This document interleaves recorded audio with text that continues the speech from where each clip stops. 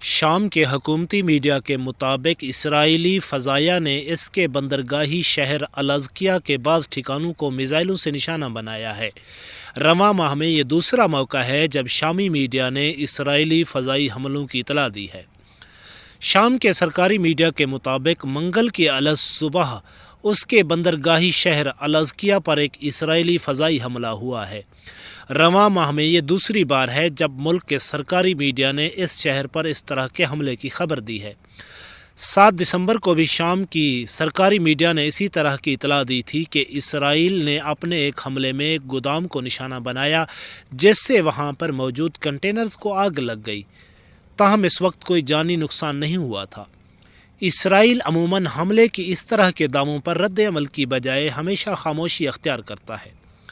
شام کے سرکاری میڈیا ادارے سنا نے فوجی حکام کے حوالے سے خبر دیتے ہوئے بتایا ہے کہ صبح تقریباً 3:21 پر اسرائیل نے بحیرہ روم کی سمت سے کئی میزائل فائر کیے اور الازکیہ کی بندرگاہ پر موجود کنٹینرز یارڈز کو نشانہ بنایا گیا۔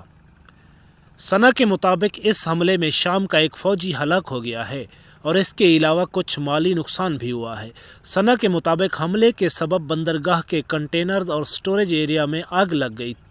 شام کے ایک اور سرکاری ٹی وی الاخباریہ نے حملے میں یہ ایک ہسپتال، کچھ رہائشی عمارتوں اور دکانوں کو نقصان پہنچنے کی بھی اطلاع دی ہے۔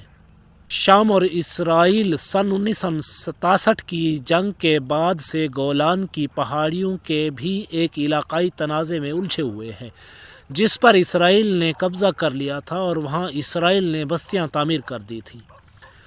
اسرائیل شام کے اتحادی ایران کے جوہری پروگرام کا سخت مخالف ہے۔ پچھلے ہفتے کے اواخر میں ایران نے خلیج فارس میں اپنی فوجی مشقوں کے دوران اسرائیل کو خبردار کرنے کے لیے میزائل بھی داغے تھے۔